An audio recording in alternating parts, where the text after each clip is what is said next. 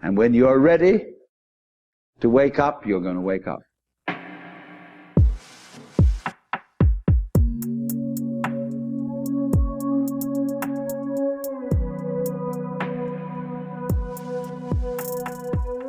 Hello everyone, welcome back to Down From Above. My name is Natalie. Today I'm talking to Betty Guadagno about her kundalini awakening that she experienced following a drug overdose. Betty was able to overcome so much trauma and pain and loss in her life through her spiritually transformative experience, and I'm so excited to get this episode out to you guys. She's such a badass, so let's jump right into it. Here's my interview with Betty. Betty, thank you for being here. I've been so excited to have you on. So welcome. I am so excited too. And thank you for creating this conscious space for people to come and share. It's really a beautiful gift to the collective. Why don't we start off at the beginning? Can you tell us a little bit about what life was like for you prior to your transformative experience? Yeah. So I'll give you like the Cliff Notes version and we can go into more conversation about it. But before my experience, I was an atheist. I was a drug addict. I was a prostitute. I was an orphan to suicide. I was a liar, a manipulator, a thief. I was a racist. I was a rapist. I was depraved, just like every kind of depravity that you could ever imagine. That was what my being was. If you don't mind, let's jump ahead to the day of your experience. Yeah. So I had a drug overdose in March of 2019. And I have some language for what happened to me now. Then I didn't. But I had a spontaneous kundalini awakening. And if you don't know what kundalini energy is, that's okay. Neither did I. Kundalini roughly translates into life force.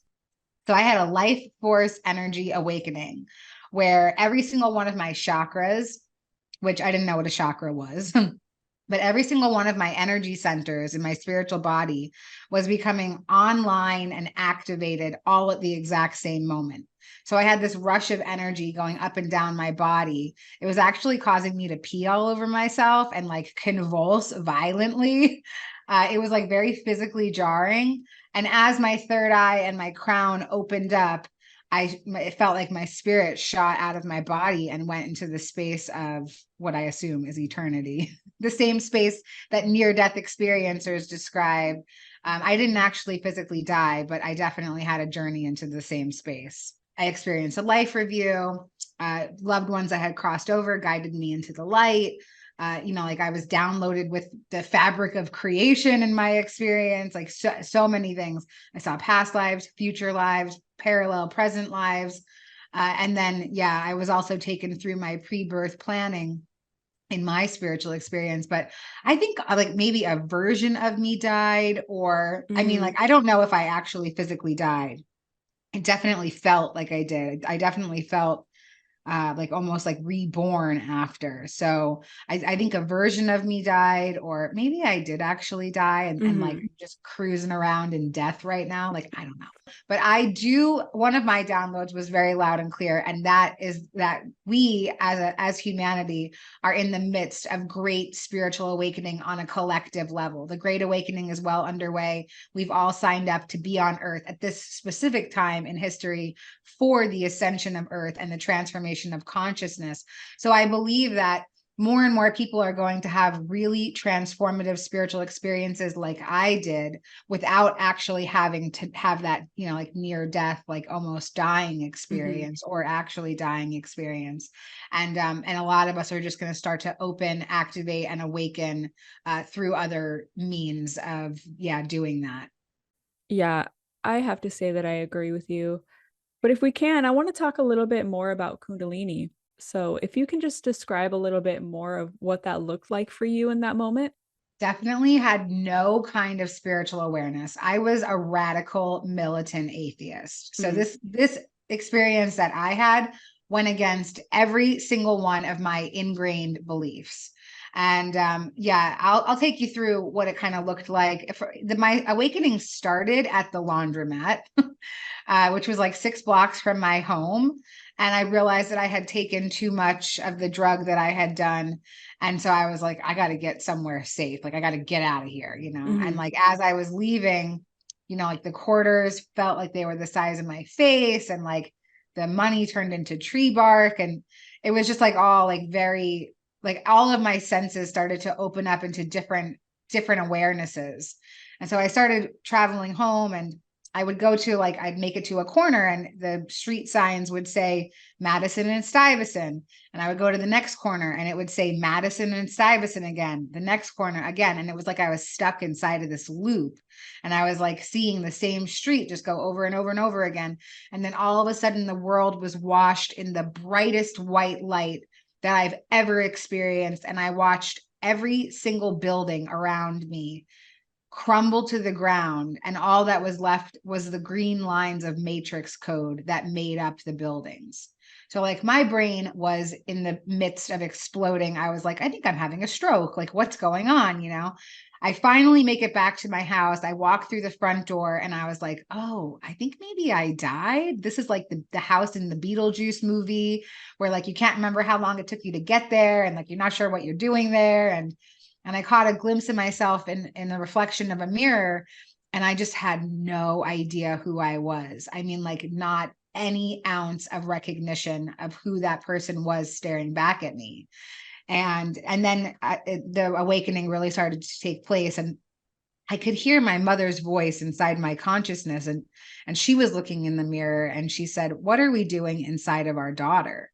And then I kind of like felt the presence of like a male energy come in, I assume was my father. And my parents had committed suicide together 11 years before my awakening. So, you know, like this was all like very profound and deep and like traumatic. And, you know, a lot of wounds were getting opened up in this moment.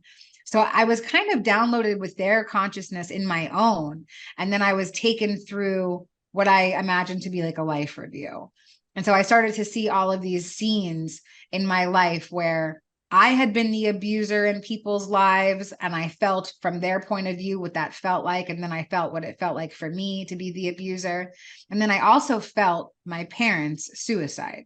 So I not only felt it from the experience of a grieving daughter, I also felt it from their experience. Now, my parents were both drug addicts, the same as me. I am my parents' daughter, that's for sure. And, you know, like they were struggling with their own addiction. And in 2007, they made a decision to end their lives together so that they could, you know, quit suffering from their addiction. They didn't know that you could just stop using drugs. Like that was not something that we were ever taught in our family. So it was like, you die from this, like either by accident or in their case on purpose. And so I felt their anguish and their despair and the agony, and just like it felt like I was trapped in cement. Like every cell in my body was coated in cement, and it was so heavy, and I was so trapped inside of this dark anguish.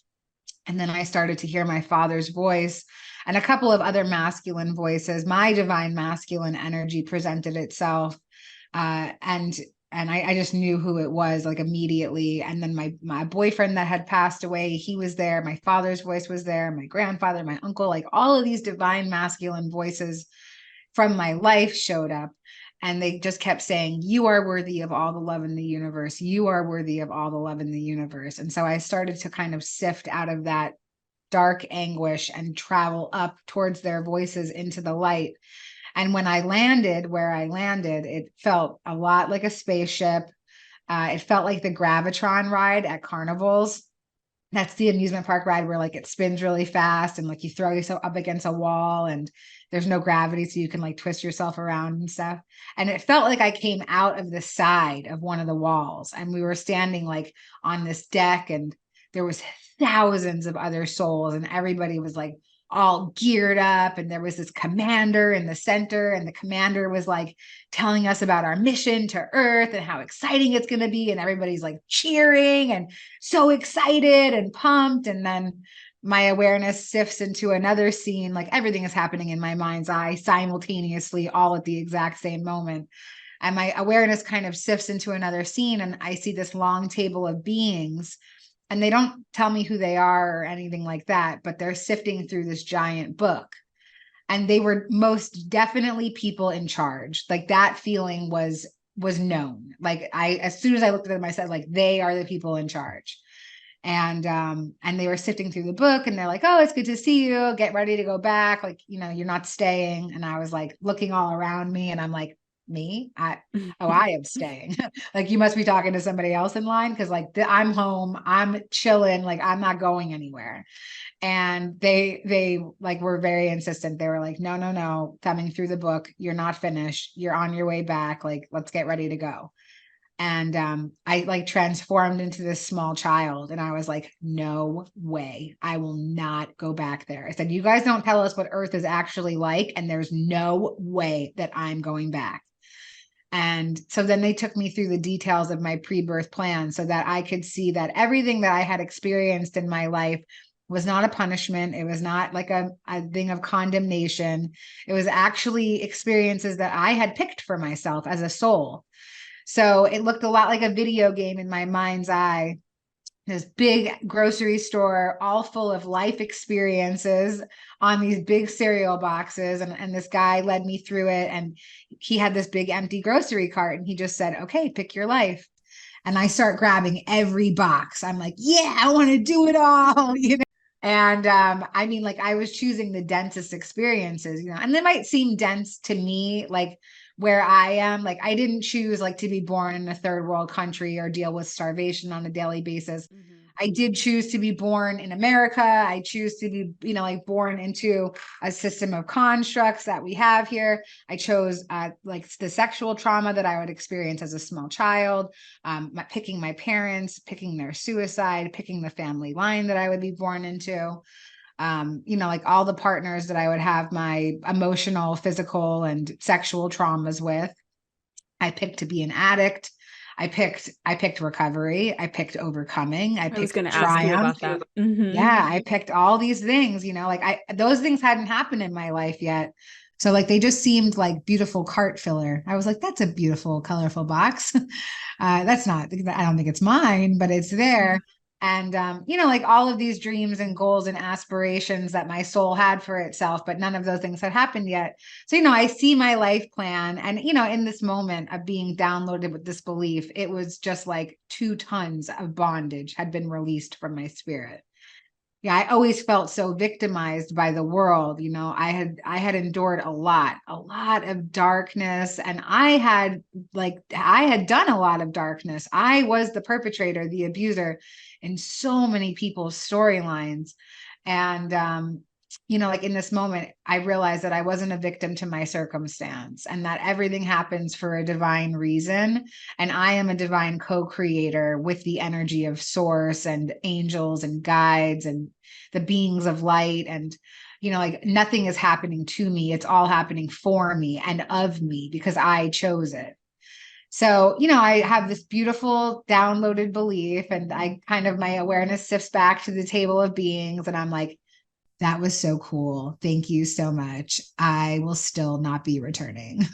But thank you for all of the information. And they were like, listen, this is not a punishment. You're not going back because you're being punished. You're going back because you signed up for something and you have to complete it. And you're also part of this divine army that we showed you. And you're here for the ascension of Earth.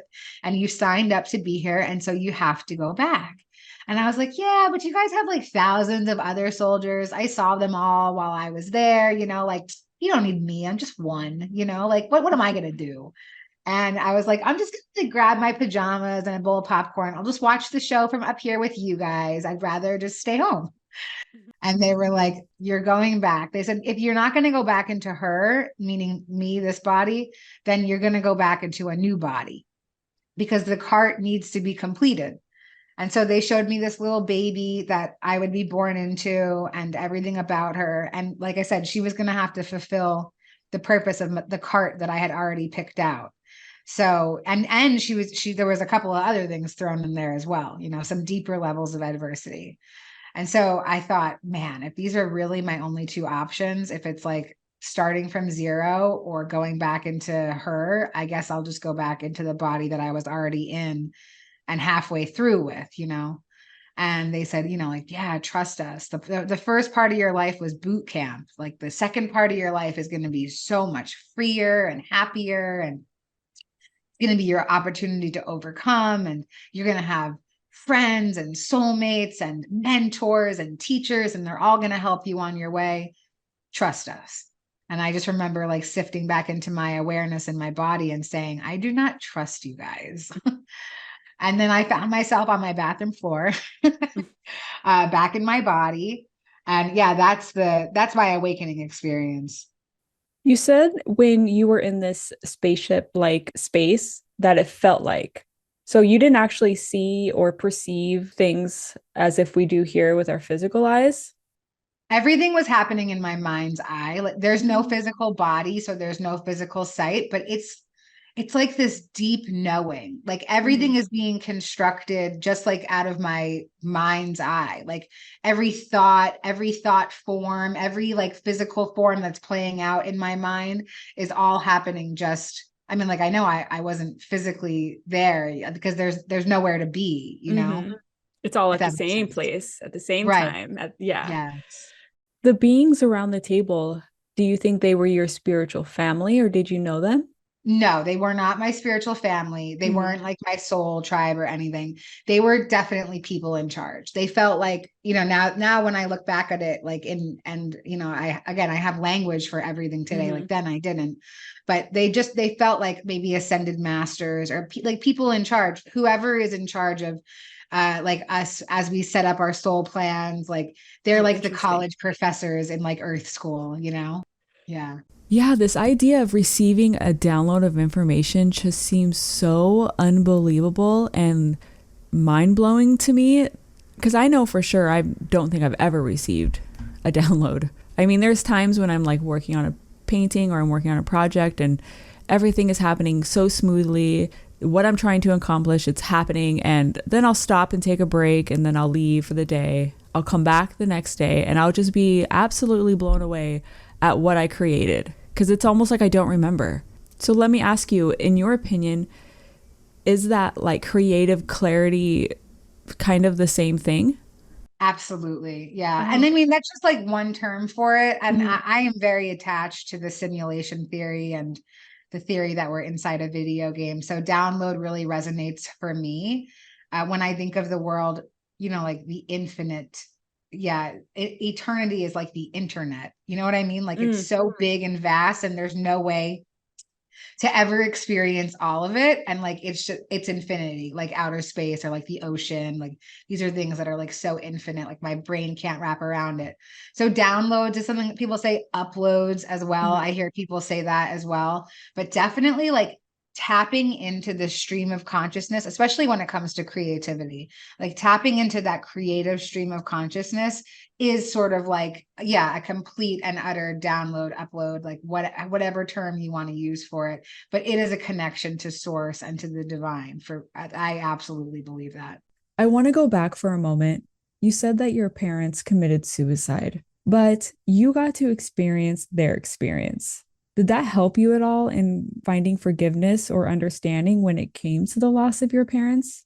Yeah, definitely. That's a great question. Thanks for bringing that up. The whole belief in pre-birth planning, it took away like so much of my bondage from the past. Like obviously that's a terrible way to lose anybody, but like both of your parents at the exact same time doing something like so far away from like just human instinct, like we have fight or flight, and to lose that.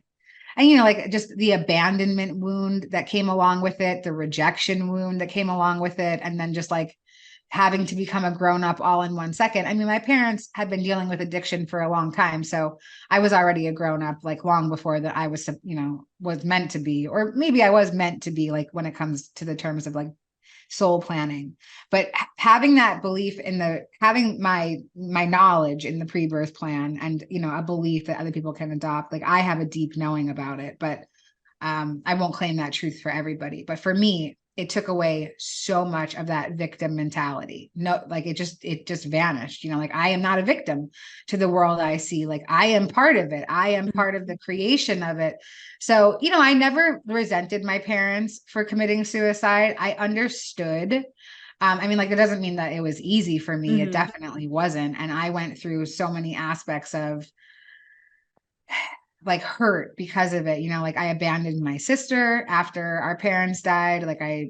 She was only 18. She was just basically like a little kid. And I was like, hey, you know what? I can't deal with this. I can't deal with what our life is. And I can't deal with you. And like, what if you leave me too? And so I rejected her and abandoned her. And then she did the same thing to me years later, and back and forth and back and forth. And just like this like soul wound like really coming up.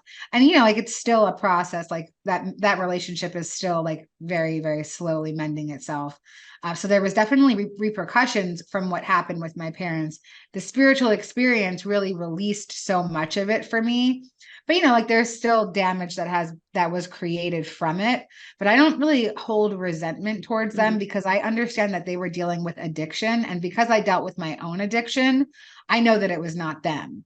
Like it wasn't them, like it wasn't my parents, the people who made me, that made this decision to commit suicide. It was the addiction on top of whatever aspects of the pre-birth plan also were put in place, with the probability that this would be the outcome for our lives. And I know recently you've been talking a lot about forgiveness, and that's forgiveness of ourselves and forgiveness of those around us. Do you have any advice for somebody who may be finding it hard to even get to that place? Oh yeah, I love this. I just made some videos about like how to let go of guilt and shame. I can speak very freely about the harm that I caused. And, like I just shared about my sister. That's a very uncomfortable thing to share about, because obviously my ego is like, no, don't tell them all of the gross parts of yourself. Like, just talk about your spiritual experience. You're a being of light. And like, that's all, but that's just not true. Like my human experience is rich with contrast. Some of the other things that I did in active addiction, and I know that they're part of soul contracts, is, like I was a prostitute, but I wouldn't just prostitute myself. I would manipulate other women. I would get them strung out on drugs, and I would prostitute them as well to make money for my own addiction. Again, like a very challenging sentence to say out loud and to be honest about. And the way that I'm able to release my guilt and shame about it, one is the knowing in the pre-birth plan, but that doesn't mean that I can just like go around causing harm and be like, well, we planned it out, so like whatever, get over it. Like, no, I have to like acknowledge that we're here having a human experience to experience human emotion. So one of the ways that I dismantle guilt and shame in my life is, well, I'm a member of 12-step fellowship. So I work the 12 steps in a 12-step program. And that's a really beautiful spiritual tool on how to like own up to accountability, and also, tools on how to release these aspects of ourselves. Another thing that I do is I do a lot of character development around the pieces of my shadow. So guilt and shame being two of those pieces of my shadow, because like if my guilt had its way, it would rule my whole life. Like it would be like, no, you're not allowed to do anything. You have to stay small and hidden and embarrassed because, these are the things that you did. So I design my guilt. Like my guilt has a name, a shape, a face, a voice, an outfit. And so when it comes up in my life, I can sit with it, and I can call in like an angel or a spirit guide, or, some piece of my integrated light to come with me and confront the guilt and say like, hey, what do you need? Like, what are you trying to protect me from? What are you trying to bring up? What's the wound that you're trying to show me to heal? Like, how can we work together? As opposed to like, I can't just put it out of my mind. Maybe some people can. I need to go through it to get over it. Like I can't just like dance around it or forget about it. Like, so part of my integration process from the spiritual experience while I was in long-term recovery was I started to develop all of these pieces of my shadow and all the pieces of my light. And, I work with them in unison so that I can heal the soul wounds that I have like all over my spiritual body. I have like these big, dark, gashed pieces of my soul. And, for most of my life, I used these like dirty band-aids that like you pick up off the ground that like are covered in hair and have no stick left on them. Like that, those were my healing tools. And it was like addiction, eating disorders, sex, codependency. I'd pick up the band-aid, I'd lick it, I'd try to put it on the wound on my soul's body, my soul's form. And of course it would fall right off, but it would like stay on for that moment, like, okay, like, and so I think of guilt and shame the same way. Like I can pick up a dirty band-aid off the ground and try to cover it up, or I can find the tools that actually help me deal with it, process through it, and move on. The person who did those heinous things, she doesn't exist anymore. Not because I had a spiritual experience, but because that moment in time does not exist anymore. And so I am no longer her. Mm-hmm. So the only thing that I can really do moving forward is I make living amends. Like I said, I harmed a lot of women in my life. So today I work in the recovery field where I assist women on their healing journeys today. And that's the way that I make a living amends. I do better moving forward. I can't do anything about what happened then. I can, like offer myself forgiveness, offer forgiveness for the situation, and I can do better moving forward. I can be the most authentic version of myself in today. Oh, wow. It's so interesting that you separate it and you give it a personality and a face. Very cool. I've never heard of that before. It is my greatest tool. And there's a form of therapy in the Western world. It's called internal family systems. Oh, really? Heart work. So you can even find like an actual like Western therapist that can take you through the aspect of this. But this is really what like in-depth shadow work looked like for me. And then I found out that there was actually a form of therapy about it too. And I have like a friend who is a therapist that practices that kind. So sometimes she'll be like, hey, can I practice this on you? I'm like, yeah, please. And it's really useful, but it's also what I assist people with now too. I assist people in designing those aspects of themselves because it's such a useful tool. I know that it's not me. And if I could see and pinpoint what aspect of me it's coming from, then I can use the tools that I know work to start to dismantle that belief system. Yeah, I was just going to ask you, what part of your experience do you utilize to help in their recovery? I also wanted to ask, this is kind of an off the wall question, but since you surround yourself with, people who are struggling with addiction, does that make it harder for you to still go through your process of recovery? Great question. My process of recovery, so it's like a moment to moment thing, right? Overall, I would say that working with people who are experiencing a challenge with addiction, it helps keep me clean and sober because I see myself in them and I say, okay, I remember when I was like that and I do not want to go back there. And, it could be that I'm looking at a future version of myself too. Mm-hmm. And I keep that awareness right up front. Like if I don't stay vigilant in my recovery practice, like my recovery process, I'm just one decision away from becoming that version, like that person, like I'm not that far removed. I'm really not. Like I am not healed or recovered. I am in the process of recovery every day. It's an ongoing everyday process. So like sometimes I see a client at work and I'm like, damn, that looks fun. Like they're like nodding out or like they're all tweaking out or whatever. And I'm like, I want to do that too.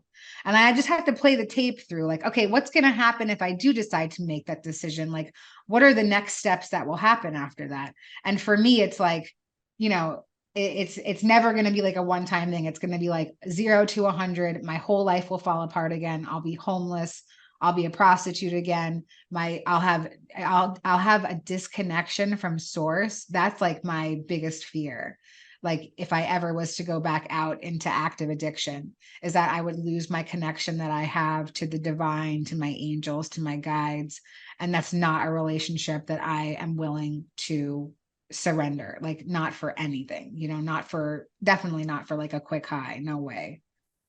Well, let me ask you this, because I've had many discussions with people who have never had a spiritually transformative experience. And sometimes I get these responses like, well, I think we're not supposed to know if there's an afterlife. We're not supposed to have a strong connection with our higher selves or spirit, in some capacity so that it doesn't take us off track. Almost like the whole purpose of coming here and being incarnated here is to be locked into the quote unquote matrix. And I was just curious to know, what is your response to that? So I think that one of the main purposes of life is to come here to forget so that we can remember. And that remembrance can come in so many different ways, then it's the remembrance of unconditional love. So you might find it in a dog or a pet. You might not find it in another human in your lifetime. Some people don't.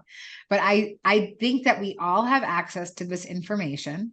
It's just about removing the blocks to awareness. So it's not like some people who have spiritual experiences are like innately more special than other people. We are all infinitely special, and we all have access to awakening, awareness, deeper understanding, higher dimensions of thought. Every single living conscious being does.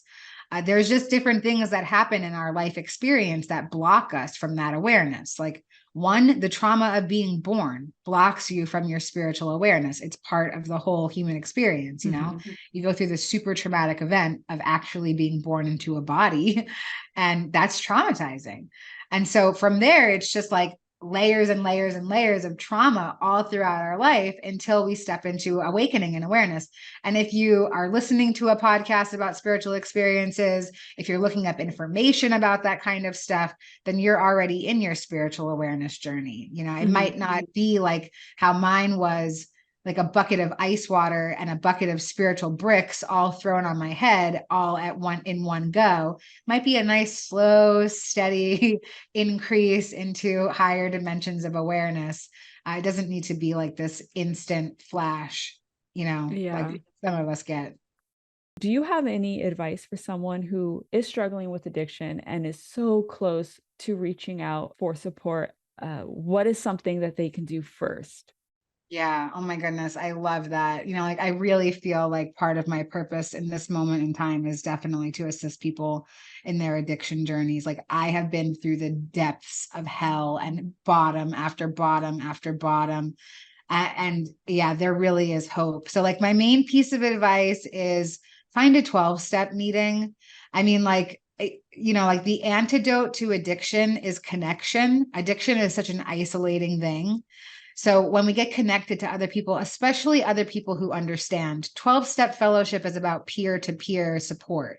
So it's just other people in recovery. It's not like a therapist or a doctor or somebody who read a book about it. Like, these are real people with real lived experience. They have figured out how to stay clean and sober, and we teach each other how to do that. So my main piece of advice is connection. If you don't feel comfortable going to a 12-step meeting, reach out to me. My information will be in the liner notes of this video. Please reach out. And, I'll go with you to a virtual meeting and just sit in there with you so that you see a familiar box. And anyway, I really think that 12-step is the solution to addiction in so many different kinds of ways. Not only do you have connection to other people, but you also practice the 12 steps, which is a complete undoing and rebuilding of one's self. And that's really, like a necessary part of recovery, in my opinion. Wow. Is there anything else you do besides 12-step? Oh my God, yes. I like right now I'm dealing with my dis-ease of addiction manifesting in like doing too much work all at once. So we'll figure out, one day I'll have like a great story. Like, remember when my life was totally unmanageable because it was so full? Now I have beautiful balance in my life. I'm not there yet, but it's coming. It's coming. So yeah, I also have a private coaching business. I'm like a spiritual mentor or a manifestation mentor. I have manifested a life beyond my wildest dreams for myself just by doing the next right thing and utilizing a couple of tools. And so I assist people like in their own journey of, whatever comes up for them, like whatever sort of help they need. Like, I can really dial into intuition and spirit, and I have so many tools that I never used, tools that I learned. I tried on, I was like, that's not for me, but I got it like racked in the back of my brain, So I have a private mentoring program. And then I also work for the International Association for Near-Death Studies. I work as their webinar coordinator, and I host a podcast for them on their YouTube channel. And yeah, I love holding space for spiritual experiencers. I feel like right now is a really pivotal time for that because, like I said, we're in the midst of the Great Awakening and people are coming out of their spiritual closets and they want to share about their spiritual experiences. And so I love being able to create and hold that conscious space for people. And then my other passion and purpose, again, is to assist people in whatever way spirit calls me to. So, I have like a day job in a clinic here in New York City, and then I do my private thing, and my life is very full. And it used to be like absolutely nothing. My whole day was just like getting drugs, using drugs, finding ways and means to get more. And that was it. So a real 180 in my life, definitely. Yeah, no, your transformation is unreal. And if you guys are watching on YouTube, I'll insert a picture of Betty's before and after right here, just so you can see for yourself. But I mean, it's unbelievable. It was crazy. That's the thing. Like people hear about these experiences and they're like, man, I wish that happened to me. And I'm like, really? You wish that your whole world crumbled and collapsed all at once? Yeah. And like, you just had to try to figure out what to do with it. But yeah, it was a lot, but I'm so happy to be on the other side of it. And I'm so grateful for practicing the spiritual principle of open-mindedness, being open to allow people that I didn't think could help me actually be the ones that really helped me. Mm-hmm. And they dismantled all my thought systems for me and helped me rebuild them into thought systems that are aligned with spiritual principles of unity and togetherness and honesty and patience and tolerance. And oh man, I'm so grateful for the journey. I really am. That makes me want to ask, you are in a state of spiritual awareness a lot. What are some things that you do to keep grounded? Yes. Oh my goodness. I love that. Yeah. You know what? I have found some temperance in my life today. When I first had the spiritual experience, I was like, I'm going to float away off this rock. I'm out of here. So I created a life for myself on earth that I really enjoy. And I do not want to leave earth or float away anymore. So some of the things that I do to ground myself, like I do like acts of service that really keeps me grounded in the human experience. My partner is like a very earthly experience for me as well. He's like an atheist. He has no idea what I'm talking about when I talk about spiritual stuff. And, so like he really keeps me grounded in a human experience. So he's one of the tools that I use to ground as well. I also I eat root vegetables, like I eat beets and sweet potatoes and things that come from the earth, like spinach, that really kind of grounds my spirit down into my human body. And yeah, like journaling for me and like exercise, taking care of my physical body, drinking lots of water. Like those are all tools that I use to ground. And I'm not like always in spiritual awareness. There's many times throughout my day where I'm like, I'm going to cut that bitch. Okay. It's a moment thing. I'm not like always super like light and spiritual. Like I'm still, I depend on my human to get me through my experience. Betty, it's been an absolute blast talking to you today. And before we let you head out, I'm just going to rapid fire a couple questions to you that I like to ask all my guests. When you first started to share your experience, was there anyone out there who just flat out didn't believe you? And if so, how did you handle that? So the first person that I told about my spiritual experience was all of Instagram. Well, I mean, whoever was like on my live at that moment anyway. So that was crazy. And I wouldn't have even been in the awareness if somebody didn't believe me. And then I ended up going to a hospital because I didn't know what was happening to me. And I met with like the director of psychiatry at a hospital in Brooklyn. And, like even my hospital wristband was like all twos. So like angel numbers, like sequences of numbers. And it was like 22222 55555. And I was like, and the angel numbers was like, what? But I explained to him what had happened, and he said, I think that perhaps you've reached a level of consciousness that I cannot comprehend. Oh, wow. And I was like, this is not helpful. Like, I need help. Like, what do I do? So I never experienced that. And again, I think that was part of my own life's plan was to not experience the pushback from it. Now, listen, I went into a long-term rehab shortly after my experience where I was, trapped in a house with 25 other women, all also healing from their addiction. And they did not want to hear about the moon, the stars, the sun, the cosmos, source, my experience. They were like, shut up, stop talking. I don't want to hear this, and it's funny because I'm still friends with some of them today, and they understand what I was talking about then. Like they didn't see it in that moment because like they were so, still processing all the trauma, myself as well. Like I was still processing all the trauma. But now they say like, I know what you meant when you said the stars, the sun, the moon, and source.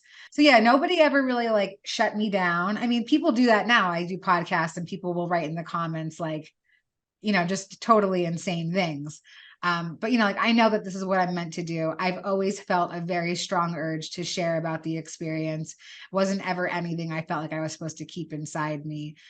Just the pictures from who I was before to who I am now, it's obvious that something is happening on a grand scale. Like this was not supposed to be part of my picture when you look at my last version of my human life. So yeah. So my next question is, so what would the Betty today say to the Betty 5 years ago?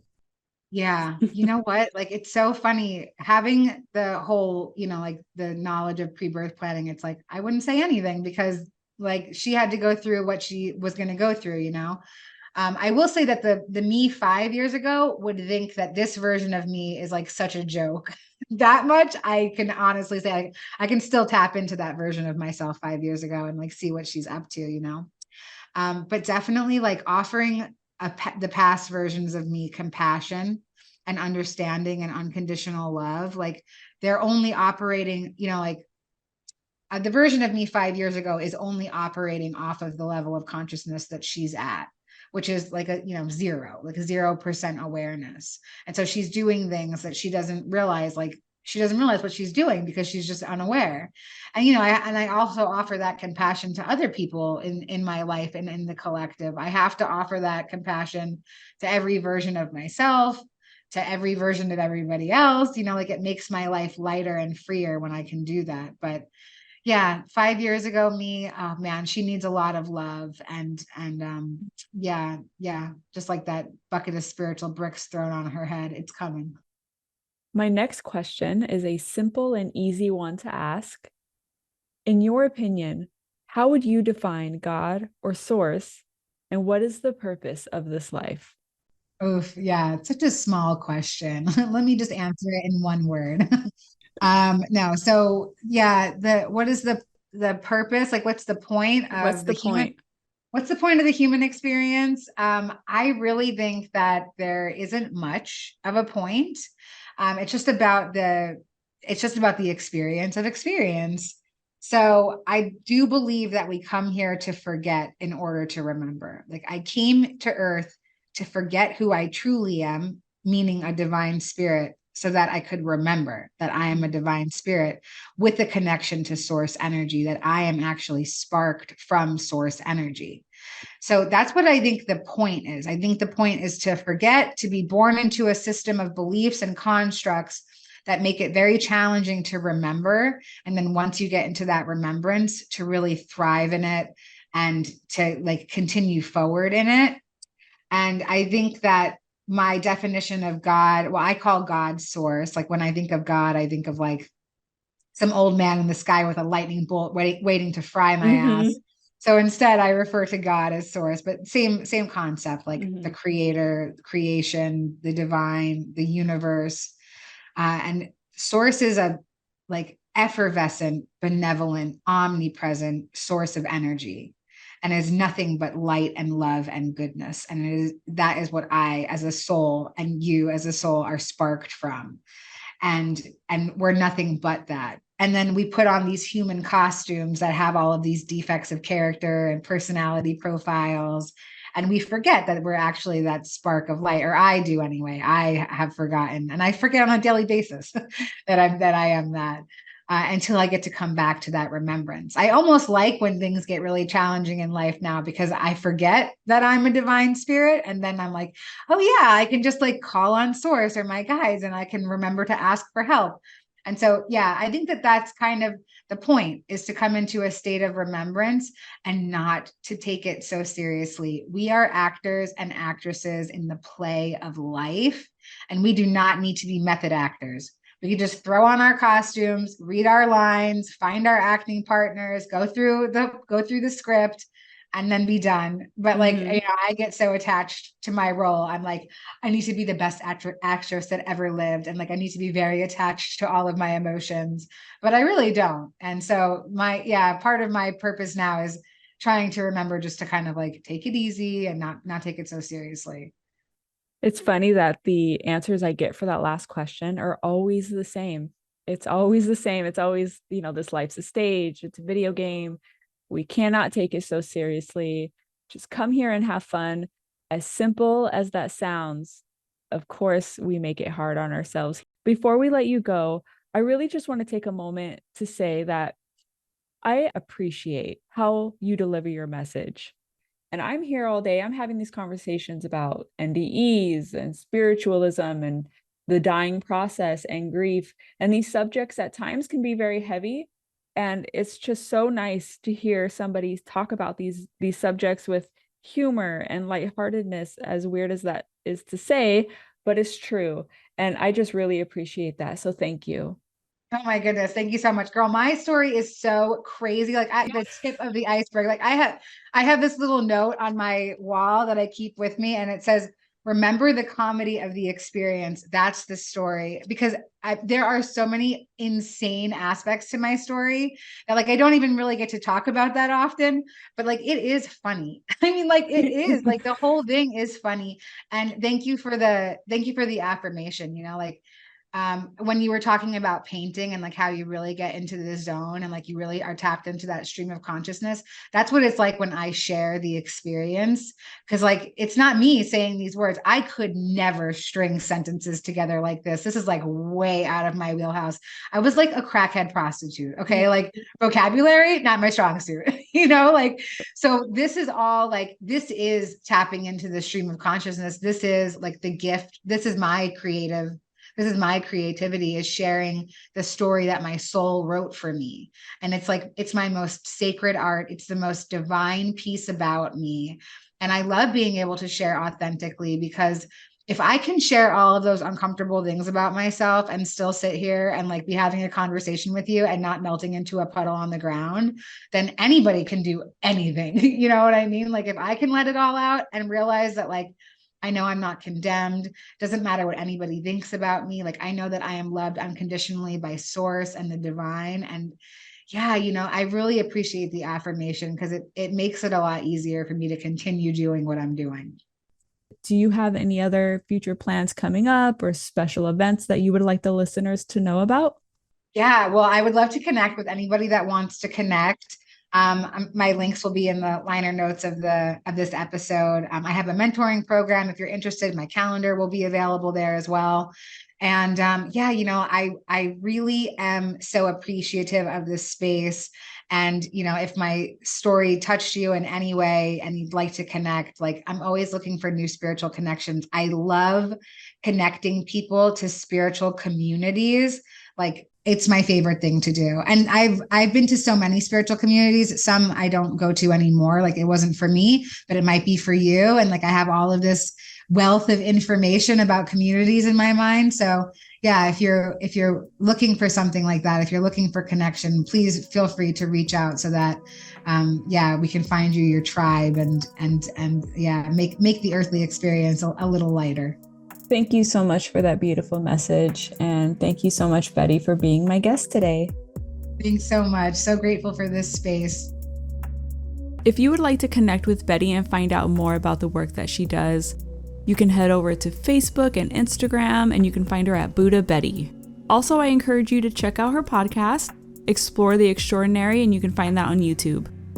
If you would like to support this show, please like and subscribe. I know all that stuff is annoying, but it really helps the algorithm get these videos out. So I appreciate each and every one of you who has done so far. If you have had a near-death experience or a spiritually transformative experience that you would like to share, please reach out to me at downfromabovepod@gmail.com. That's downfromabovepod@gmail.com. And thank you again for listening to this week's episode, and we'll see you in the next one.